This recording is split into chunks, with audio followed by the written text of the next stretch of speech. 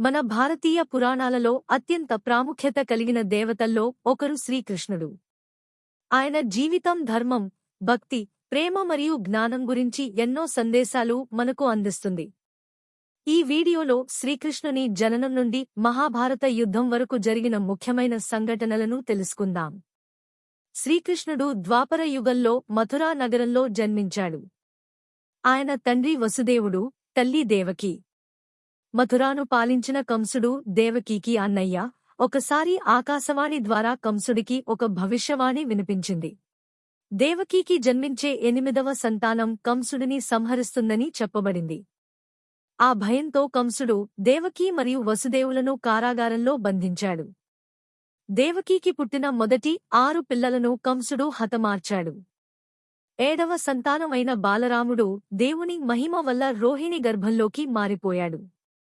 8వ సంతానంగా శ్రీకృష్ణుడు జన్మించాడు. ఆ రాత్రి అద్భుతాలు జరిగాయి. కారాగార ద్వారాలు తానే తెరుచుకున్నాయి. వసుదేవుడు చిన్న కృష్ణుడిని తీసుకుని యమునా నదిని దాటి గోకులానికి వెళ్లి నందుడు, యశోద దగ్గర ఉంచాడు. గోకులంలో కృష్ణుడు చిన్నప్పటినుంచే ఎన్నో లీలలు చేశాడు.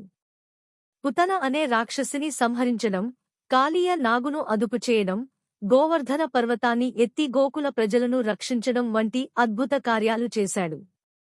గోపికలతో చేసిన రాసలీలలు భక్తి మరియు ప్రేమకు ప్రతీకగా భావించబడతాయి.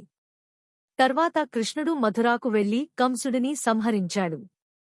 ఆ తర్వాత ద్వారకా నగరాన్ని నిర్మించి అక్కడ రాజ్యాన్ని స్థాపించాడు. మహాభారత కాలంలో కృష్ణుడు పాండవులకు సహాయం చేశాడు. కురుక్షేత్ర యుద్ధంలో అర్జునుడికి సారథిగా ఉండి అతనికి ధర్మం గురించి ఉపదేశించాడు.